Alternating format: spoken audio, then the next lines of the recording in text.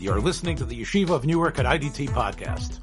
I'm your host and curator, Rabbi Abba Bronspiegel, and I hope you enjoy this episode.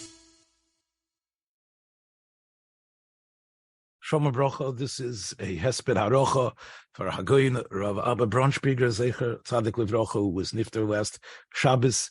We're here b'toich Hashiva, and it's a testimony to the chashivas of the nifter that we were able, in such a quick amount of time, to be able to get a response from his chaverim from when he was in yeshiva, and Yeshiva Rav Abba, who hasn't been that gesund lately, was in his tkifus was known as a loichem ba'adam Mesorah. He was someone who understood the Dor HaYoshon. He was as a representative of it. In his hakdama to the Bikuri Abba, he mentions he says people are nespoil about the Shoah, that of course he was from the Plate Ashoya with Nisim Gluyim, but he brings a question, of course, that the world has, which is, how is it that the Shoah could happen? How could the most sophisticated country in the world have become the agent of such horror and murder? And he quotes a Malbim in Parshas Vayera by Avram Avinu and Avimelech. And there's just one little line of the Malbim that he emphasizes. The Malbim says that with all philosophy and with all technological achievements, which of course are advancements that all society is trying to do, they could all, in a way, be pushed away by Taivas Hayetzer, whether it's for Taivas Noshem or Taivas Mammon. What you need is Yiras Elikim. And with Yiras Elikim, you could be Oymed Keneged Akol. But the Malbim says something very interesting. He says, Hayira Hashasula Benefesh. Not Yiras Elikim necessarily. The inherent fear that we have, the fear or flight instinct that every human being has, that everyone is moida, we have when the adrenaline rushes. The Malbim says it's from there, it's mistoyef Yiras Elikim. So in other words, if you have Yira, then of course you're going to be mavater on Mammon, you're going to be mavater on Taivas HaNoshim, because you have Yira. Yiras Elikim, Avada, but it starts with Be'etzem Yira. Who was such a wonderful human being with such simcha, had Yira at such an early age, the Yira mamish, the Yira of life and death. None of us would ever want to go through that. None of us would ever want to subject anyone to that. But Rav Abba understood in a way, even maybe beyond his ability to articulate as a small child, Vus is given Yira. And Memela, it was Yira against Mamish, the Yira of the Pachad of being discovered, the Yira of being Nebuch Oisgaharget. And he was able, because it was so mushrash, Shasul ben Avshay, I believe, to be a beacon of Yiras Hashem and to be Oymid as a symbol of Yiras Hashem in so many ways. Yosef, of course, is the Mashgiach in Yeshiva University. He is the senior Mashgiach Ruchni, and a chaver of Rav Abba from so many years back. Rabbi Blau, please. Thank you.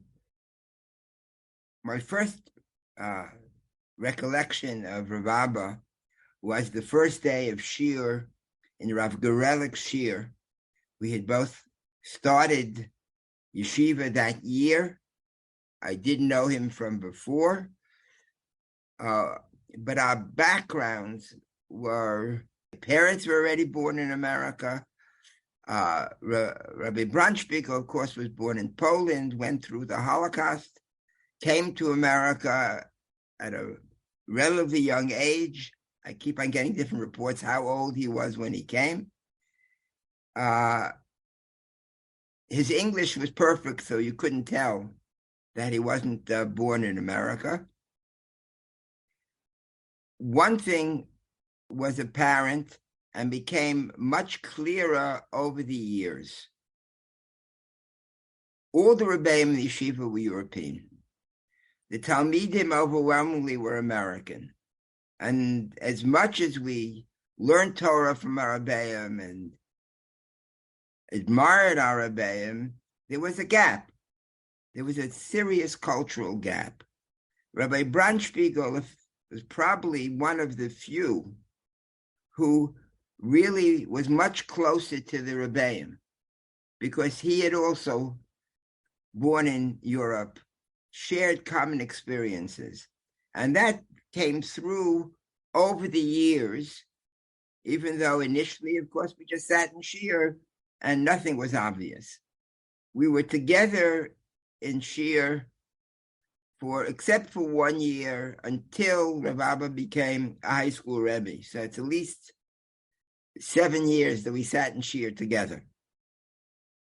1 in Rav Gerelik and 6 with the Rav. Rav Bronspiegel was a outstanding Talmud, even though he was not one of the people who spoke up a lot.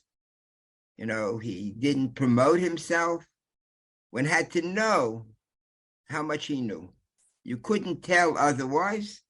Of course, the fact that he was writing Chidushei Torah in the Beis Yitzchak after he was in Yeshiva just a couple of years, he was 19, 20 years old, he was already writing Chidushei Torah. And his Rebbeim knew who he was, even if we didn't fully understand it. What was remarkable to me over the years was not that he was such a Talmid Chacham and that he could relate to his European Rebbeim, but his incredible success as a Rebbe to American Talmidim, starting off as a high school Rebbe. I recall being literally concerned. If you ever saw Rabbi Bronspiegel, he was not just short, he was tiny, and he was very thin.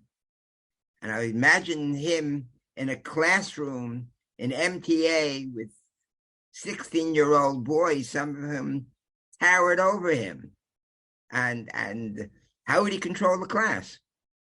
You know, would they be able to respect him, to relate to him? He never had a problem. Never had a problem. He somehow communicated strength that the Talmidim understood, even if they towered over him. There was something about him that was clear, strong, committed, wasn't going to tolerate any nonsense. During the years that he went on from the high school to be a Rebbe in the Beis Medrash in Yeshiva, his popularity grew and grew. There was a period of time that there was no doubt that he had the biggest share in Yeshiva.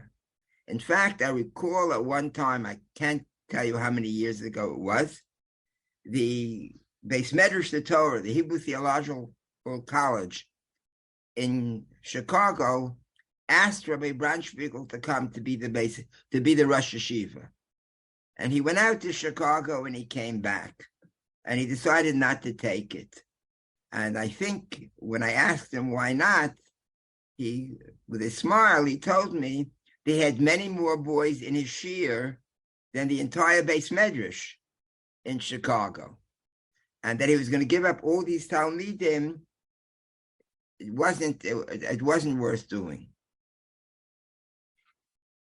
His commitment to the Mesorah, as you mentioned, was consistent and very strong.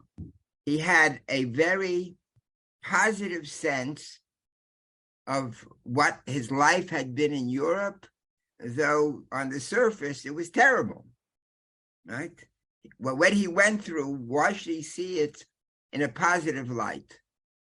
But he stemmed from Gerech Hasidim, and I just found that out the other day because I didn't know him to be a chassid, honestly. Right? He was a Talmud of Gerelik and the Rav, far from chassidus. He was particularly close to Rav Gerelik. The family died in Rav Gerelik shul, and Rav Gerelik, who had very big influence on a number of Talmidim, not on everyone, because he was a complex and very strong personality, but on those that he was close to, and often with the boys who came from the Bronx and davened in his shul, he had enormous impact. Even though Rav Gerelik's style of giving shir and Rav Bronspiegel's style of saying shir had very little in common. It wasn't that kind of influence. It was an influence in the commitment to Torah,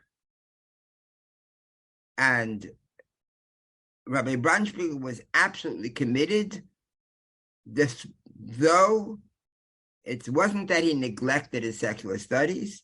He did very well in college.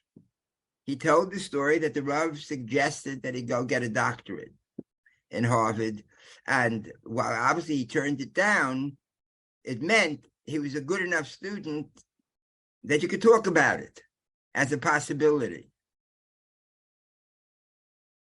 He went over the years, Michoel El Choel. He kept on growing in Torah and an impact on others. What was specifically special about his shir was the clarity and the fact that he started with basics. He started with the Gemara, with Rashi. He would be medayek to read the Rashi precisely, move to Tosfos, and then move on to Rishonim and Achronim until he said Torah from his Rebbeim and some of his own. The shir was set up so that a weaker student who couldn't follow the last 15 minutes would benefit from the early shir. He was able to get the basics, and the stronger Talmud knew that the Torah was going to come. So he had a mix in his shir of weaker and stronger Talmidim, and he was there for them in many different ways. I recall one particular boy who had come from a non-yeshiva background and had started off in JSS, and he was very meticulous. And he would go to Rav Bronspiegel, and every word he didn't understand or get correctly, Rav Bronspiegel will go over with him and tell him the word. And he never became impatient. He was there for the boy as long as it took. Every boy knew that he was there for them. I mentioned it in learning, but it was true in other areas as well. He, at the same time that he was, a Talmud of Rav Gerelik, he was a real Talmud of the Rav. You could, if you read Rav Bronspiegel's articles, his Torah, he invariably quotes Torah from the Rav. It's all part of his Mahalech HaMachshava that he built on what he learned from the Rav. And after the Rav was nifter, and everybody who had been a Talmud tried to write or explain his version of the Rav, so Rabbi Bronspiegel was one of them. Because Rabbi Bronspiegel felt that showing that the Rav was so totally devoted to Torah was enhancing the Rav. Even though Rabbi Bronspiegel wrote complaining that both the left and the right didn't understand the Rav,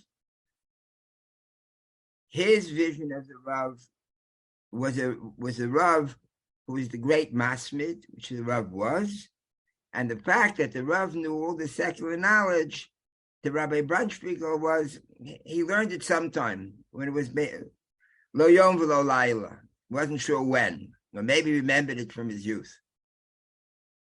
But that was Rabbi Bronspiegel. And when he left yeshiva to go to Landers, it was a great growth for Landers, and it was a big loss for the yeshiva, a major loss for the yeshiva. His voice was important, not that his views were the same as everyone else's, On the contrary, his voice was important because it was a little bit different from the voice of others. When you consider what he went through in his youth and the fact that it did not interfere with what he became. In other words, people who didn't know that he was a survivor wouldn't have found out from him, and he didn't have the cynicism that some had. If anything, he had this very strong support for anyone who went through this. He had strong views, but he would never judge a survivor. Not a survivor who lost emunah. He said, if you didn't go through it, you can't understand it. In fact, I recall, because I didn't actually agree with him on it, there's a famous Chazon Ish. And the Chazon Ish says that we no longer apply Maridin Vein Ma'alin for Kofrim. We no longer treat them the same way because we no longer live in a world where the hashgacha is so apparent.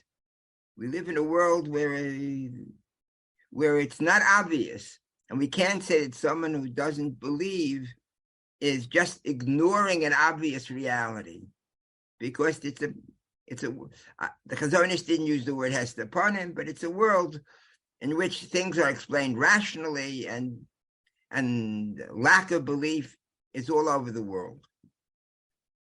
Rav Abba read the Chazon Ish, and to Rav Abba, the Chazon Ish was talking about Holocaust, right? People who went through the Holocaust, we can't judge. Honestly, I didn't interpret the Chazon Ish that way. So the Chazon Ish had said it even before the Holocaust. But that's not the point. The point was that the Holocaust, to him, was something that didn't threaten his emunah, but he would not judge anybody else who had suffered. They were not to be blamed for anything. So we combine this strength of character, this commitment, this loyalty to his rebbeim, and his love for Talmidim. Someone just reminded me that one Talmud, and I mentioned a certain Talmud who was now a high school Rebbe, and another Rebbe said to me, don't you remember Rav Abba flew out to Los Angeles to perform his wedding, right? And I assure you he didn't do it to get paid a penny. He did it. It was a Talmud. Talmud was getting married. He went out to Los Angeles. We don't have people like him, and it's a different generation. Can't blame people. It was very unusual. As I say, as a Talmud, he was quiet. He didn't assert himself, but everybody knew how talented he was. Everybody knew what a lamdan he was. He didn't have to promote himself in any way. It was genuine. It was him.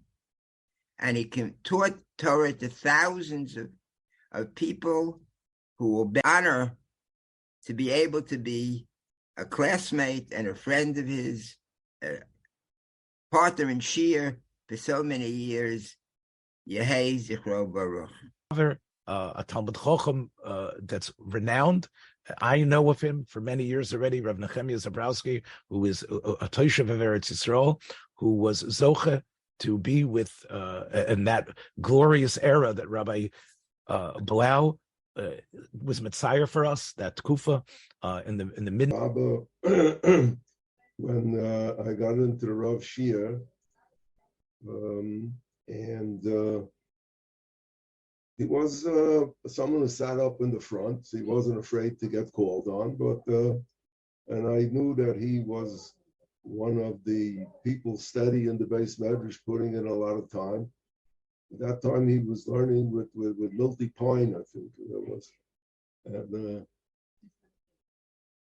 very friendly person. But I have to make a comment that if you, all the people that were in the Shir by the Rav, it was, you were viewing greatness, and you were viewing a person, the Rav, who, with all his great genius and everything, his whole tafkid was to understand what does the Gemara say, or what does the Rashi say, and that made a very big impression on everybody in the Shia.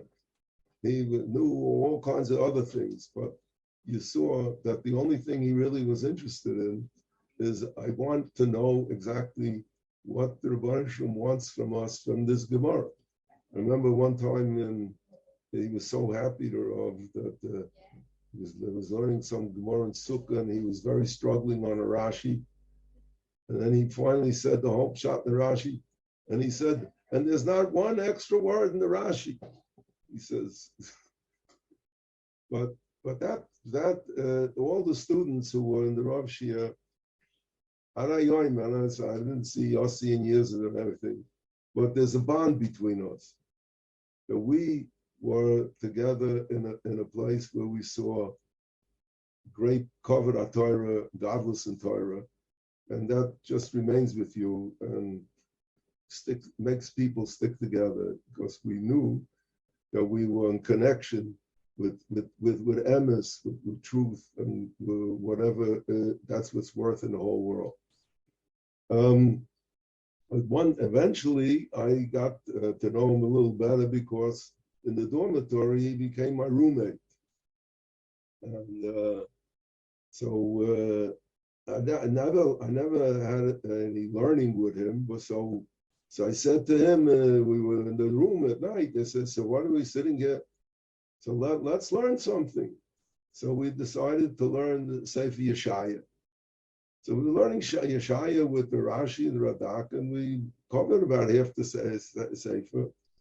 He was very, his mother used to send cookies to him. He used to share the cookies with me.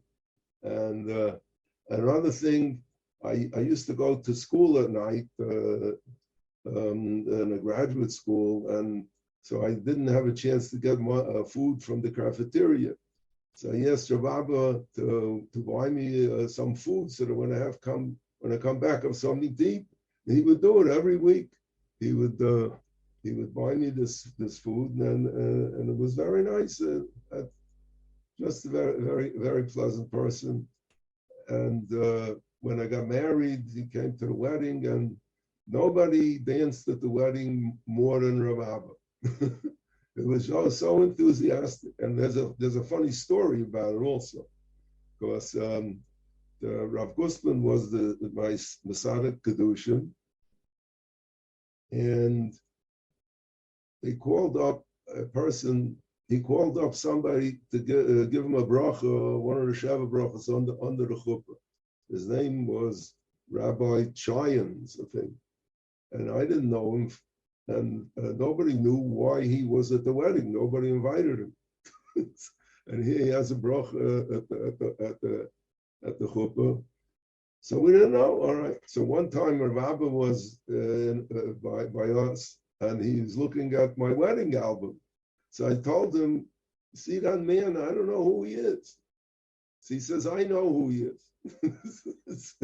So I said, "Who? What? How do you know?" He says, somebody was interested in making a shidduch for him. So he had a name, he had a name in other yeshivas also. They were interested in him. So he says, so Rav Gustman invited this man. He says he found out that Rav Abba is coming to the wedding, or Rav Abba told him, I don't know the whole thing. He wanted to see him and talk to him. So he came to the wedding. So, Rav Gustman was the Masada Kedusha, so he's in charge. So he gave him a bracha. So that's how I found out about it.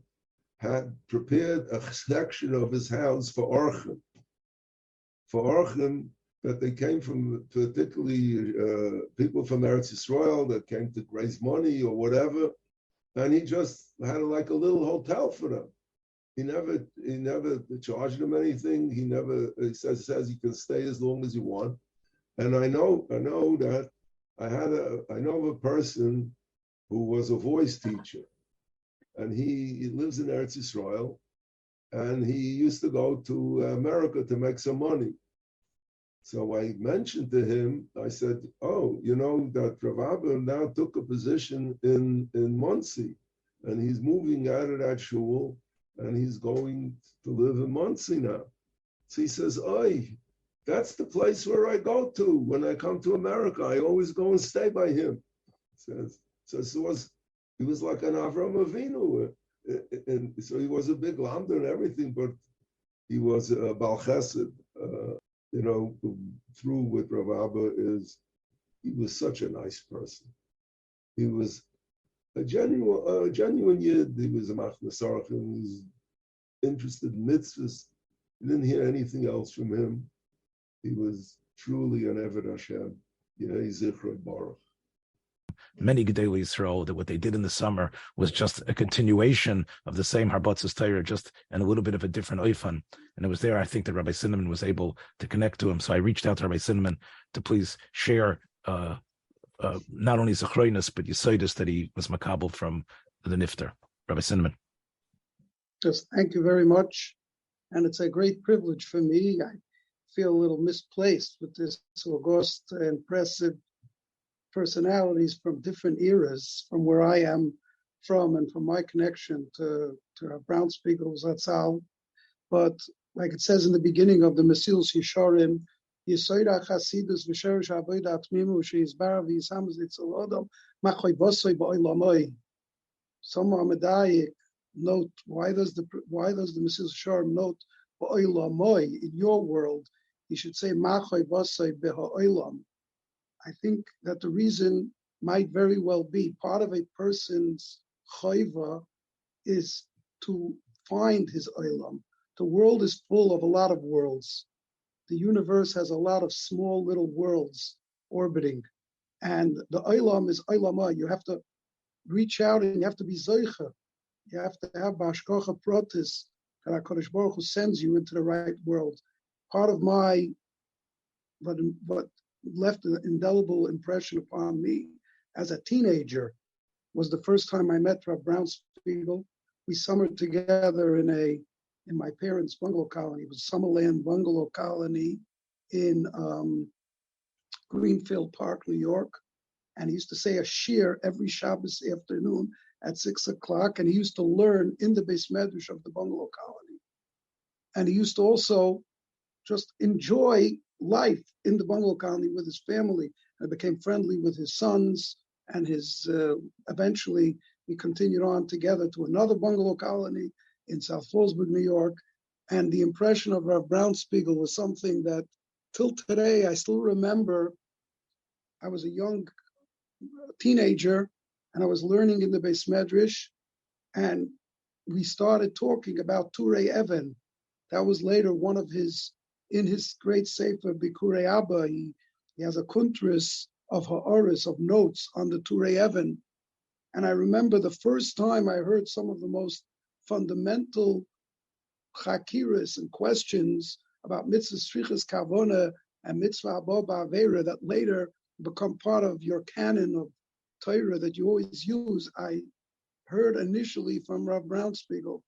And one of the great things that I knew about him was when you asked him something, even in that shir, he used to say Shabbos afternoon, even though I was young comparatively to everybody else, he would respect your question. He would analyze your question. And I have so many ha'aris and different notes that he had told me. And besides that, there's the devotion to his Rebbe's Tyrus. The chashivas, the way he would express when he said something over from his Rebbe, Rav Soloveitchik Zatzal, was a lesson in and of itself. In and of itself, that would be a lesson of how you respect and continue perpetuating your Rebbe's Tyrus. there was also another factor, and I'm going to try to tie them all together. I'm not sure if people know this. He was a tremendous expert in the Sipurim, in the saga of the Mesorah-Harav. We used to sit in the summer, and I drove him numerous times to the city and back, and from the mountains, the Catskill Mountains, and he would revel us with tremendous stories and of the Beis Halevi and of the whole Mesorah-Harav, and everything was with this exactitude when he would say it over. That alone was a lesson for all of us, this respect for the Mesorah-Harav and for all the limudim we can take. I remember him telling us a story that the Beis Halevi, when he was a young boy, had such a sharp mind. His father, the Beis Halevi's father, thought that he might be drawn into the maskilim, into the secularists' camp. So the Beis Halevi's father sent him away to become an apprentice at a watchmaker. And then the Beis Halevi come home at night from the watchmaker and write down chedushay thought while he was making the watches. His father felt a pang of guilt, and he took the papers to the Mishkanos Yankiv. And besides that, Rav Bronspiegel said Mishkanos Yankiv and the Balozhin Talmud, and he explained who he was. And when the next morning the Beis Halevi's father reapproached the Mishkanos Yankiv, he told the Mishkanos Yankiv, said, there isn't a Rav within 200 kilometers of this area who could write these Chedusha Torah. Who wrote them? He told him, it's my son. So he said, the Mishkanos Yankiv said, what is your son doing? He said, and he told him the story. I sent him as an apprentice watchmaker, because I didn't want him to wouldn't want to become drawn to the secularists, to the maskilim. So the Mishkanos Yankiv said, he's way past that. He's way past that. He's too advanced. Let him go back to yeshiva. Let him go back and learn full time. And that's what he did. So Rav Bronspiegel added, and he said that the Beis Halevi later expressed, if I would have continued as a watchmaker, I wouldn't have been one iota less in learning, and I would have been a nehena miyakia kapov. I would have been living off the fruits of my own labor. But then Rav Bronspiegel added that this story was said over to the Brisker Rav. And the Brisker said over this story, and he said it over in the presence of Rabbi Aryeh Levine. And Rabbi Aryeh Levine said, that's true. Maybe he wouldn't have been in Torah one iota less. But a Brisker Rav would have not come out from the Beis Halevi. And because it had to be begolo, it had to be in the open. And I remember in the car, I was with Rav Shlomo Feivel Schuster Shlita. He also was taken tremendously by this story of Rav Bronspiegel. I think it's the same thing with Rav Bronspiegel. His children and his Yotzei Chalotz of all Talmidei Chachamim, Rabbonim, Gedolim, Marbitzei Torah. It's because of this, the devotion to Torah, the devotion to the Mesorah-Harav. That's what he did. And just like it was said before, he had a gemach in his house, some sort of, I don't remember what it was. And I heard from his son, Reb Chaim, who used to come to the door and almost abuse his father. He met him because they felt maybe it was people who weren't in complete control of the faculties.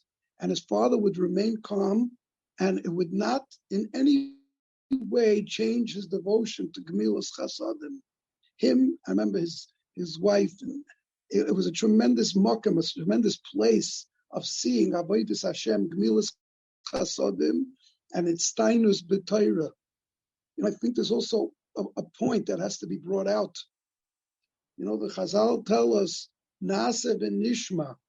Na'aseh v'nishma, last week's parashas, Na'aseh is doing the mitzvahs. Nishma is learning Torah.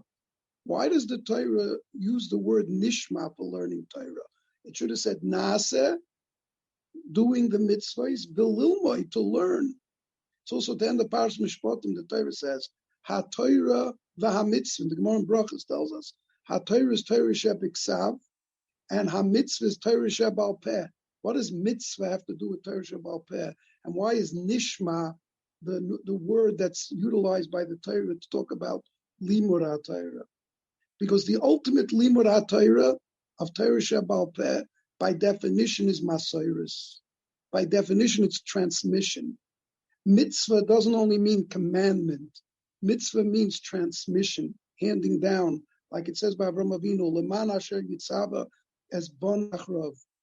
Yitzava doesn't only, it means to hand down and to transmit. I think Rav Bronspiegel Zatzal was a person who his mahus, his essence was masoros. Masoros is nishma.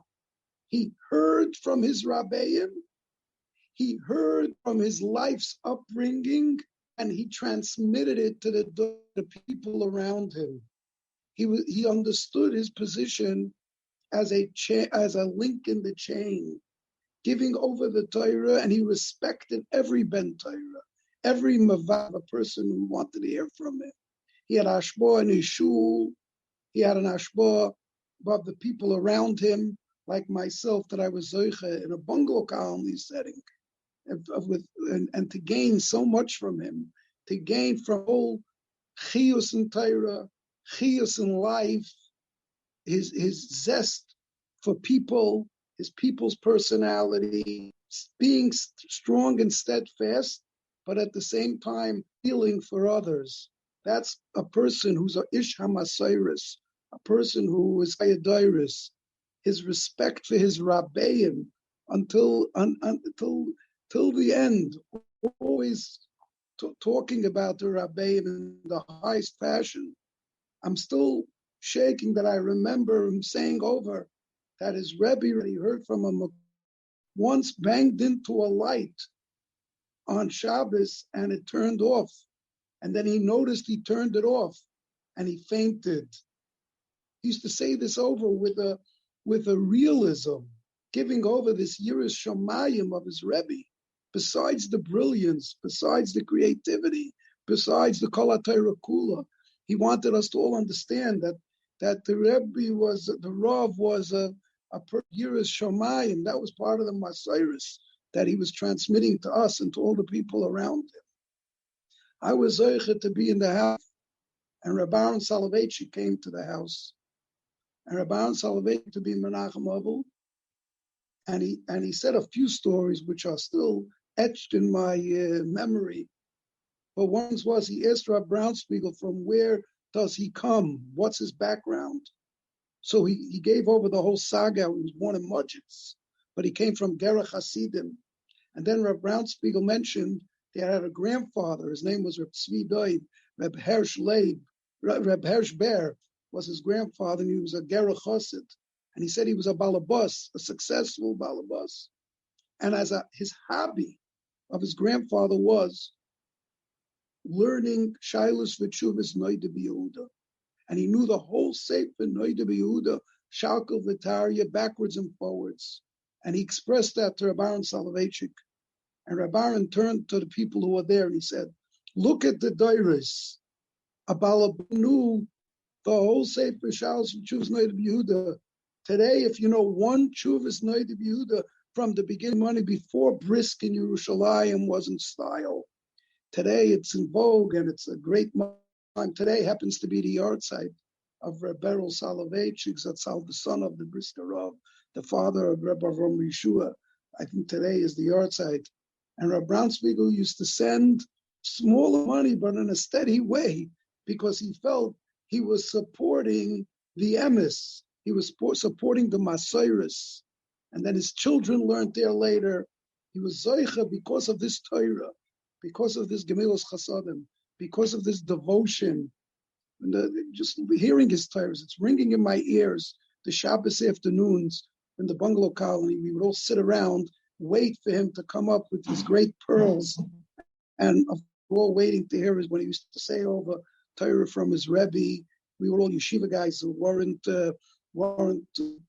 there when the Rav said it over. But he used to say it over, and he used to say it over with such a fire, such a geschmack, and he would protect the Rav's Torahs much more than he would protect his own Torahs. And he would come back and he would talk to us about it, and then he would even play a little paddleball also. because he was just a geschmacka, normal family man, and that's how he was. That he visited. I was at a Levaya, and he visited a very Adam Choshev and Adam Gadol, and he was 90 years old, and he saw him reading a Talmud's book, a book about Gedolei Yisrael. So the person who visited him asked, "Why are you looking at that now?" He said, "I still have to grow. I'm looking at books of Gedolei Yisrael because there's still room for growth." Rav Bronspiegel, I haven't seen him in the years since he wasn't well, but before he used to express, you got to keep growing. You got to keep grabbing opportunities. When he left to go to Bismedrash L'Torah, when he opened up the shul in Borough Park, he was a settled man. He had a lot of success. He opened up a shul, then he opened up in Muncie. He was always looking for new opportunities of Habatzas Torah, not sitting on his prior laurels. He was writing Chedusha Torah till the end. He was writing Chedusha Torah until it wasn't possible anymore. So I give a bracha to all the people who are with such an Eitz HaChaim, that we should continue perpetuating this devotion to Limud Torah, the devotion to Maseres and Gemilas Chasadim. I thank Rabbi Kiva Levitz for putting this together, and I really hope his children will be able to see this and see that there's people who their father had such a hashpah and impression upon, and they should be Zoichet to Bonim, Uvnei Bonim, going on to this Maseres. We should all be Zoichet Mirz Hashem, that together, that we should be Zoichet for the Tchias HaMeisim, for the time of Mola Oretz Deis Hashem Kamayim Liyam Achasim, and we'll all be Zoichet Mirz Hashem to Psuras Taibas Yeshua's Menachas. Thank you. I think one of the things that I need to mention is the Haskama that Rav Yeshiber gave to on the Bikurei Abba.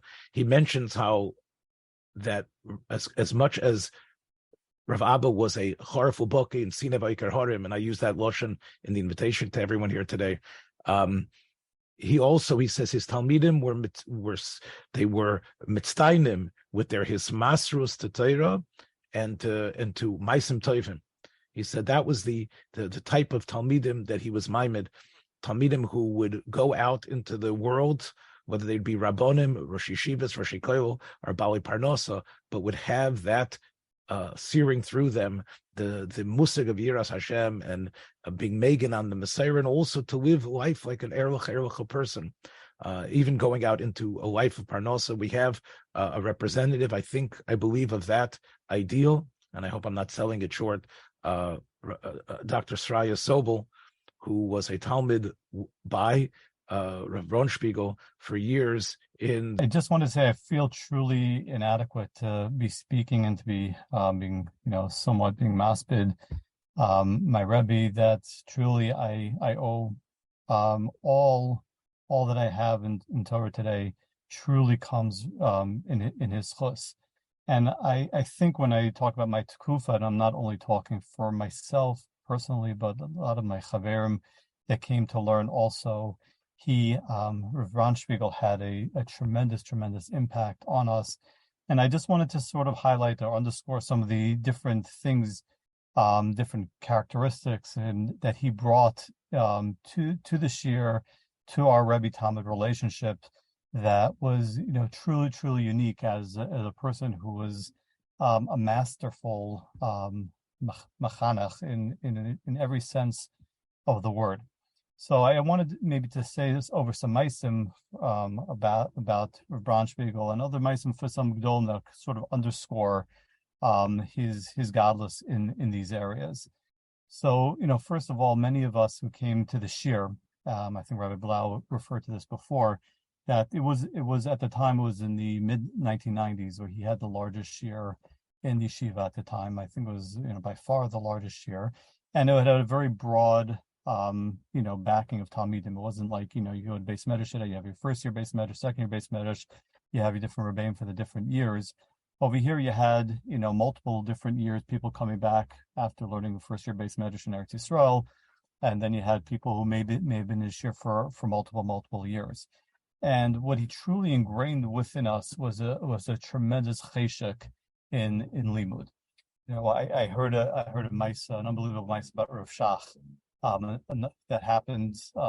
He was supposed to be meeting with Askanim. They had a very important discussion and shilos that had that impacted world Jewry, and they'd set up a specific time to meet with Rav Shach, and the Gabayim asked not to let anyone interfere. There's going to be a very important meeting. And at the time, a few minutes before the meeting, a father came with his son and said, it's right before, wanted to get a bracha for hatzlacha for his son in learning.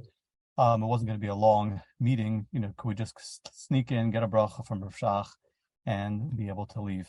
So the Gabayim said, okay, fine, no problem. So the son went in, with the father, and Rav Shach started to talk to the son and asked him what he's learning, how he's enjoying the learning, and the son said, no, I don't get any enjoyment out of my learning. So Rav Shach said, it was concerned about the boy. So they open up, yes, what Gemara are you learning? We're learning Elam Mitzias. So you open up the Elam Mitzias and they start going through the Shakvatayr of the Gemara and, delving into the analysis of the Rashi and the Tosasim, and the boy, after an hour this happened. This was be a few minute meeting. It was going to be over an hour. They were in the room with Rav Shach, and Rav Shach said, "How did you enjoy it?" He said, "It was incredible. I had such a geschmack in our learning." So Rav Shach said, just like you have a geschmack in this sugi that we learned together in Elam Mitzias, you should have a geschmack in every sugi in Shas we learn. Rav Shach was an older man at the time, and he'd now been causing these askanim to wait for over an hour.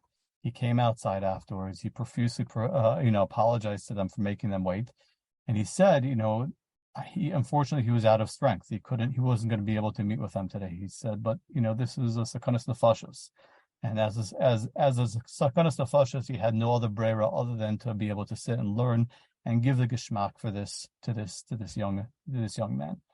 So, coming back for many of us, and I think I speak for not only myself, for many of my chaverim at the time, we came back, from Eretz Yisrael, only learning there for a year or two.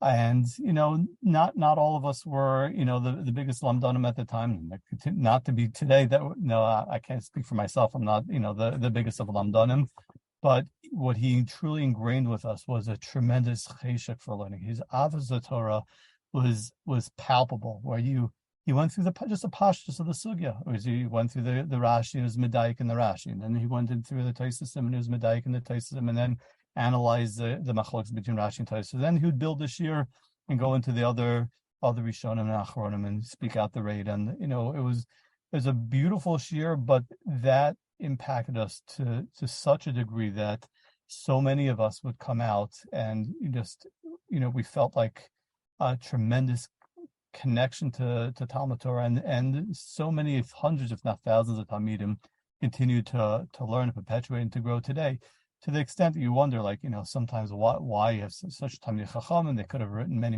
svarim, but the ikar energy they put in at the time was building Talmidim. We're going to be the Sifrei Torah, to perpetuate into the future. And I think that's where many times he focused many of his kochos into it. He did write, but a tremendous number of hours were spent in building up Talmidim, developing the keshev of Talmidim, and creating the tremendous cheshek in learning as well. A second point that he had tremendous haslavas for mitzvahs, was underscored by some of the other speakers before. But, just remembering times you go back, and you would, I remember there were stories of him that he once had thrown out his back and he wasn't able to sit. They actually brought him into this shir, and he lied down in a bed and gave the shir lying down because he was too weak to be able to sit up. He was in so much pain. But he would do this in all aspects. So you go to chasanas, it wasn't just one chasana. Every chasana he went to, he would literally dance with the chasan until he passed out. Really, they brought a chair down. He was literally on the verge of passing out. But that was every chasana. It just wasn't just one chasana. On Purim, we'd go to his house, and after the Sudas Purim, we'd go outside and dance with him. He would literally climb up onto the cars that are driving down the street in Borough Park and dance on the roofs of the cars that were driving. The ava that he had for Yiddishkeit, the ava that he had for mitzvahs, was so deep and so real and so authentic. As Talmidim, we just wanted to connect to that and to continue to grow, Michael al Chayil. And obviously, it has been underscored so many different times. He had a tremendous Mesorah, and he gave that over tremendously for the Talmidim. As Talmidim, we saw the friction that what sometimes happened with him and the Hanhala, but he was so Moser to the Mesorah, he was willing to put himself out onto the limb in many situations and create uncomfortable situations because he felt it was something that needed to be discussed, it needed to be said, and it needed to be heard. And even in his farewell speech when he was going to Landers College, he felt that that move was another opportunity to him to develop a yeshiva, but also would ultimately benefit the yeshiva that he was leaving. That it would ultimately create some competition, and aside from Tarba Chochma, he felt that everyone would benefit from the move, the new yeshiva, and the yeshiva that he was leaving as well. In terms of his Mesorah from the Rav, he learned by the Rav for over 10 years. Many of the shiurim he gave incorporated the different Torahs of the Rav, and he made his, every Thursday afternoon he would speak in Hashkafa. And many times he would even play us. I remember one time he brought a recorder in from a shiur the Rav gave, and said that the Rav's blot shiur brought in no other secular sources. He didn't philosophize Torah and sociologize Torah. The Torah was pure and the Torah was real. He was a tremendously broad and brilliant individual, so he knew many, many different things, and he was able to incorporate that in part of his vast personality. But when it came to Torah, that was the ikar by the Rav, and you can tell that the raya that he brought was when later on, when the Rav unfortunately had dementia, he didn't recognize people, but Rav Chaim Soloveitchik brought him in, and he sat there for an hour. He didn't really recognize Rav Bronspiegel very well, but Rav Bronspiegel said he would observe, and he learned so much from just observing the Rav at that time that he was speaking over Rambam after Rambam in Kachim, in Rambam Hilchos Kachim, and he's talked about Gemaras, and then he would kind of interrupt himself for a moment and give a shmooze, a mussar shmooze, and talk about the chashivas of keeping mitzvahs and having an avas Torah, and all of these things where you could see when a person was not in their faculties. You can tell when a person with the true essence of individual comes out, bekisa, bekosa, vakaso. You could say, well, the true essence of an individual. And now the Rav was sitting by himself. He was not able to really hold a conversation with other people. All the things that were coming out was what he learned with his father, Moshe Soloveitchik, the Rambam Hilchos Kachim, and so on and so forth. He said that was his true essence. What he spent the ruba of his time was in Limud Torah, was in teaching the Talmidim, and that's what he wanted to impart to us. That as broad as the Rav's personality was, at his core, his mahus, he didn't want that to become misunderstood by other individuals. And just to sum this up as a Talmud, and hopefully speaking on the behalf of my other chaverim at the time, the authenticity that he had no zich. Everything that he did was for the purpose of harbatzas Torah, for the purpose of us connecting to the Torah, to having an avas Torah, and seeing what true Yiddishkeit as he felt he wanted to represent that and give that over. There was nothing of a zich that was incorporated within that. And I think that's why he had such a tremendous impact on thousands and thousands of Talmidim over the generations that he was a Rebbe, probably 45 years. And even at the Levaya, even though he hadn't been well for so many years, the room was just packed, overflowing crowd, and so many of the people there were just his former Talmidim. You could see the impact that he had on them due to his love for his Talmidim, his desire to be Marbis Torah, and just to give nachas as well. But the last Talmud Mamash who was there 4 years by Rav Abba in Beis Medrash with Talmud, known as the Beis Medrash Talmud of Lander College, my friend Rav Yitzchok Kolakowski, who in many ways is also Isaac in Parnosa for Hatzalas Harabim, the Abezdin of Kilas Chavas Yor of Koblenz, Aneinakov Nachavas Yor. I said about there were stronger Talmidim and weaker Talmidim. I was probably from the weaker Talmidim.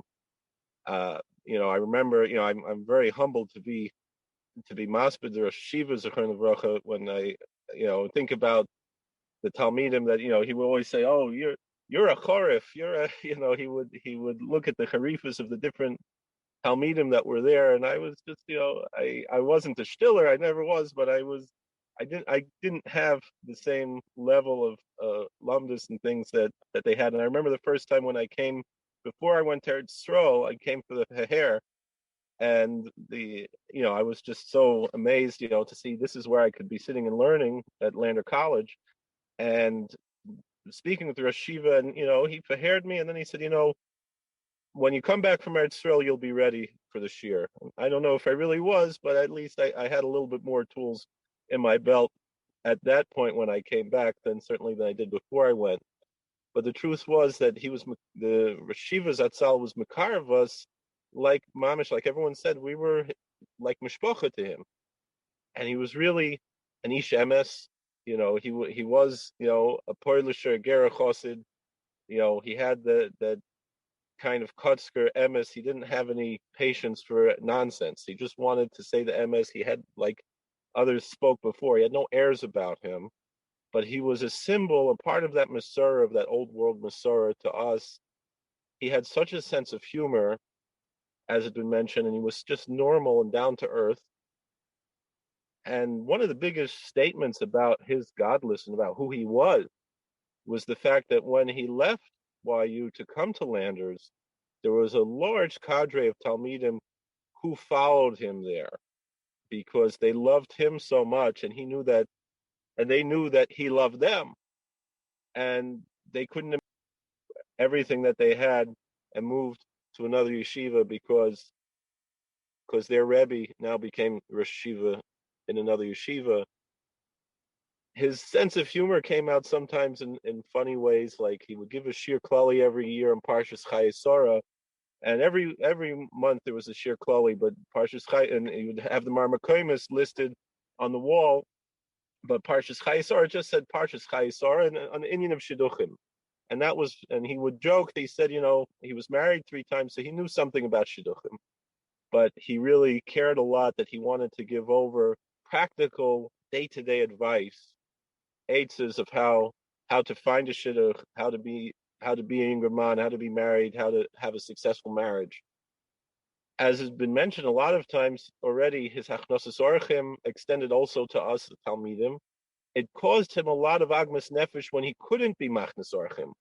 When for the tekufa that while we were there, he had been divorced, and we were there when he was remarried for the 3rd time, and sometimes his daughters would help him for Shabbos, and he would always express how much it pained him that he couldn't be machnas orchim when he didn't have his daughters' help at the time when he wasn't married. But I remember spending Shabbos very vividly, the Shabbosim in Borough Park in Monsey. I remember the home, I remember the medrash, and just how he was, exuding that real Yiras Shamayim. And one of the things I remember offhand was that when we were in Monsey for Shabbos by the Yeshiva Zatzal, both in Borough Park and Monsey, I would, after the Suda, go around and visit different Tishin, and Rebbe and the Rashi would ask, where did I go and what went on there, and he had different comments about all the different Rebbes that I visited. And there was one time I brought back in Monsey some grapes or shirayim back to the home, and I asked Rashiv if he wanted, and he said he doesn't use the Erev in Monsey. So I said, should I not eat it? He said, no, you can eat it. The Erev is good. I just don't use it. So he didn't want to take it. Purim, I remember we were by him also in Monsey, and remember how much he danced. I was still a bacher, but I had a shtreimel that I had bought in Yerushalayim, a real shtreimel, but an old one, and I was wearing that Purim, and he asked to wear it, and I remember I still have that. I remember his chasana, but also, I don't know if it was mentioned that he had a master's degree in Jewish history, and he was a master course in Jewish history. He was the master of Jewish history, and he was also recognizing his place in Jewish history in a very humble way of how he told over, stories of his own life. A lot of the recordings are actually online, very easily available. I think it was the Spielberg Foundation that recorded a lot of stories from Holocaust survivors. And he spoke about his parents. He spoke about his mother and her hachnasas orchim and her chesed, the work she did with the Satmar Bikur Cholim, how both in Europe after the war and in America, she was metapel with people who were choyle nefesh, with people who had mental illness. And again, he took that Mesorah from his mother and how he handled sich with all the people who, came to his door for whatever, how their Rebbe conducts himself. So one of the questions people asked was about Chol of Yisrael, and jokingly he'd say, I live in Borough Park. If I wanted to, I'd have to go out of my way to find Chol of Stam, nowadays. So it's not even Bashita. It's just the reality of where I live. But he said, as a child learning in Torah Vadas, he remembered the milk. He said the brand was Crowley brand milk, that it was Chol of Stam, that everyone drank except the Rebbe's children. If someone, their father was a Rebbe, then they got Golden Flow, they got the Chol of Yisrael milk, but everyone else had Chol of Stam. And those little details of the history that he told over, it's often been said that there are some more maskilish Jewish historians who were more, it's an anachronism, but they would say that they care more what Rashi smoked, what kind of tobacco Rashi smoked in his pipe. Rashi didn't smoke any tobacco in his pipe. That was pre-Columbian. There was no tobacco in Europe at the time, rather than what Rashi said. But by telling us this story and mentioning Crowley milk, it taught us a Musar Haskel. There was a purpose in it. It wasn't just a detail that had nothing in it. It was so filled with purpose, everything that he did.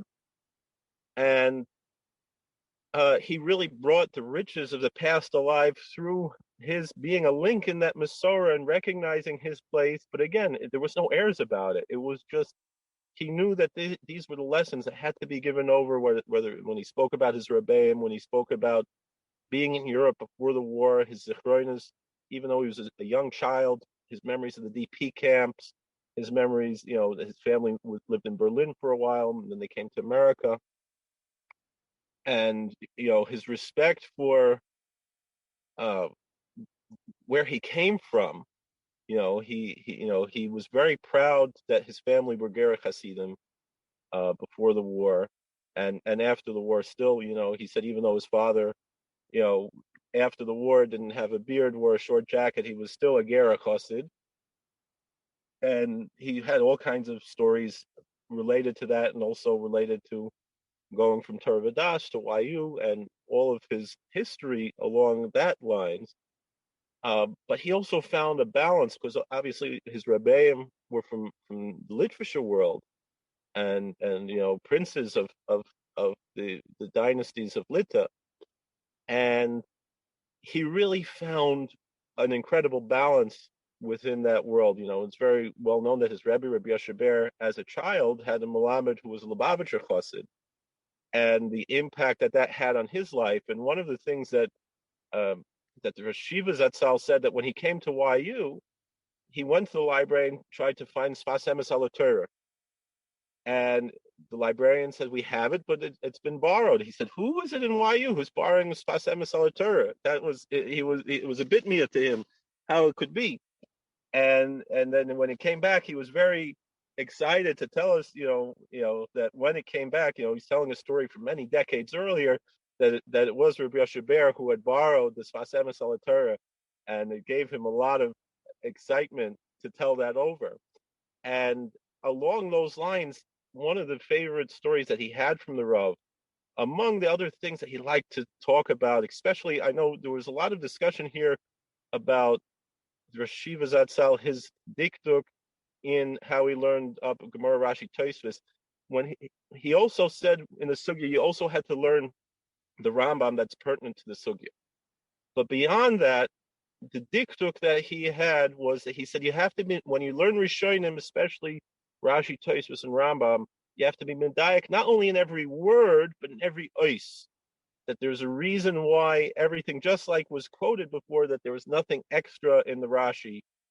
That went down not only wasn't an extra word, but there was an extra ois. That was the way that he taught us to be medakdek when learning the Rishonim. That it's not just written, the way we write today. This was written with tremendous dikduk. And he lived that, would give an annual yahrzeit drasha that was very well received and very well attended. He said one of the years, without explaining too much, Rabbi Yashaber said, there is a reason why the Hasidic world had certain hatzlocha that the literature world did not. Particularly when we look at before the war, the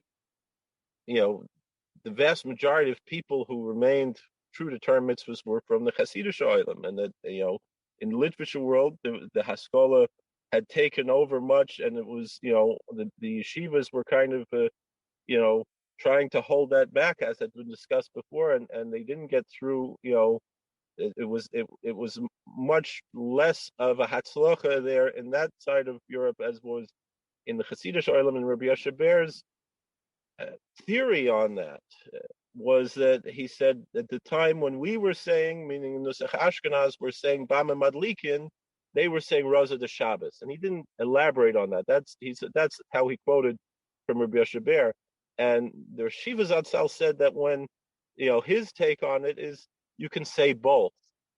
You can say Bama Madlikin, which is halacha, and you can say Kegavna Raza de Shabbos, and that's agadata, and that you need both, and that's who he was, meaning he was medayik in Torah mitzvahs. He was a tremendous lamdan, tremendous Talmid Chacham, but he had that balance of both the prose and the poetry, the prose of halacha and the poetry of agadata and Musar and Chasidus, and he encouraged us to learn Sifrei Chasidus. I remember he would speak about the Chernovitcher, and particularly the Sefer Sidurei Shel Shabbos. He recommended the Bachrim should learn Sidurei Shel Shabbos from the Ber Maim Chaim.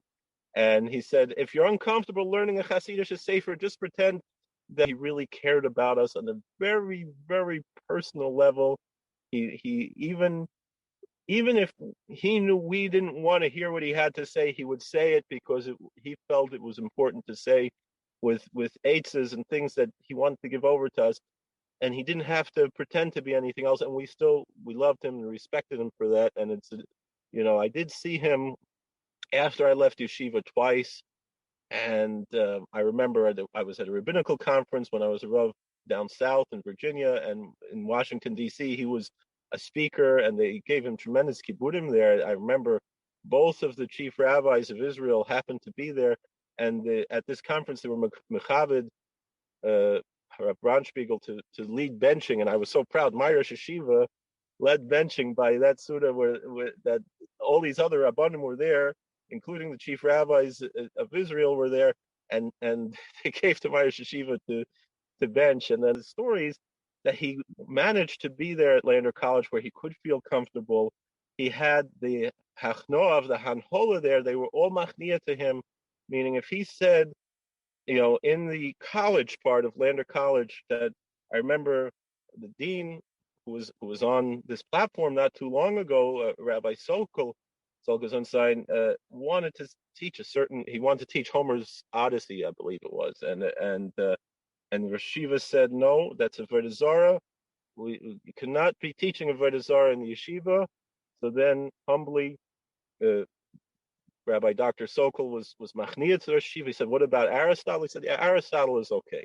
That he'll allow. So, and there was tremendous, because they understood we're dealing with an Adam Gadol. We want to represent something in this yeshiva. It needs to represent what it means. There was Torah uparnasa for that purpose but the Torah is what's on top, and that means that the college has to be machniya to the yeshiva, that Lander College is first and foremost this medrash l'talmud, and that whatever we need to do to get college credits, and that the Bachrim Yom Galait should go on to be matzliach in their professions, that was secondary to the Torah, and the Torah has to come first. And that was something he would always talk about, how he remembered some of his teachers earlier on. They took them to the Museum of Natural History, and they would say things that were kfiradik, and how much it caused him agmas nefesh to hear that, and that how proud he was that at Lander College that wouldn't be like that. And with my chaver, and I say it humbly that I could even call him that, Rabbi Yonah Rees, the Bezdin of the Chicago Rabbinical Council's Bezdin Tzedek. I know Rabbi Rees has been waiting very patiently through this. Rabbi Rees, we really appreciate you taking time out to be able to put the bow on this hesped for us. Okay, thank you, Rabbi Kivelevitz. Really, it's both a privilege and a challenge to go last. The privilege because I got to hear all the wonderful words of the previous speakers. The challenge because I assume that we're pretty much out of time. I'll just say that when I became an awl of the yeshiva, Rabbi Bronspiegel had already left, but his influence was never gone. He was a tremendous mashpia on the yeshiva in terms of the atmosphere, the perspective, Yerushalayim, the notion that it is essential to always keep hold of the Mesorah. In his parting address, Bronspiegel said two things that were very memorable. That one is that a Rebbe without a Mesorah is not a good Rebbe. And the second is that Torah without Yerushalayim is not Torah. And Bronspiegel personified both of these things. I had the schus of hearing shiurim from a Bronspiegel on fourth year halacha l'maaseh on Inyani Geva Sumila, and now I am my Yadayim Raglayim completely immersed in Inyani Gevas, and I benefited from his perspectives. I still remember his saying over from Naftali Trop on Mubarish and Iskaira, a pregnant woman who converts, and the child says that the Ramban goes through a Geirus if it's a boy through his bris milah, and he asks, but the Gemara says that the child it still requires pidyon habein, so it seems like it's considered to be from the rechem of a Jewish woman. So he says here the child has a Shem Yisrael but doesn't have Kedushas Yisrael until the Maaseh Geirus. He applied that to an Akum above As Yisrael with respect to the child with such a union as well. And Rav Bronspiegel said it over beautifully, sweetly, and incredibly clearly. That was his style. He had great lucidity, and he had great sweetness, and he had a great kedusha. I was struck as I watched the Holocaust interview on the Spielberg Foundation. He mentioned when he was in the ghetto in Germany that they allowed the davening of Rosh Hashanah once, and remembered the beautiful melody of the Chazan who said "Hineni mimas." And then, as he was speaking the very last time at YU, so he began his address with the very same wording, "Hineni mimas." Who am I, to give a mussar or anything of the sort? But whatever he said made an enormous impression. He was afraid that the Rav's legacy as being a Gadol b'Torah wouldn't be appreciated. And in the end, I think people throughout the world do appreciate it more through the writings and teachings of Shechter, the Rishimus, the Harav of Shirkin, etc., etc. I would say it's not despite Rav Bronspiegel that the Rav's legacy has become more appreciated, but probably because, in large part, of Rav Bronspiegel. When he spoke and he focused everyone on the Rav's true legacy, they listened. And I think that's part of Rav Bronspiegel's legacy as well. People really listened to him. He really did have an influence on the Yerushalayim that continues in the yeshiva. It should be a Melitz Yosher for Yeshiva Rabbeinu Yitzchak Elchanan, and also for Landers College at Yehi Zichron Baruch. Thanks for joining us for another episode from the Yeshiva of Newark at IDT Podcast. Be sure to subscribe on your favorite podcast app so you don't miss a single episode.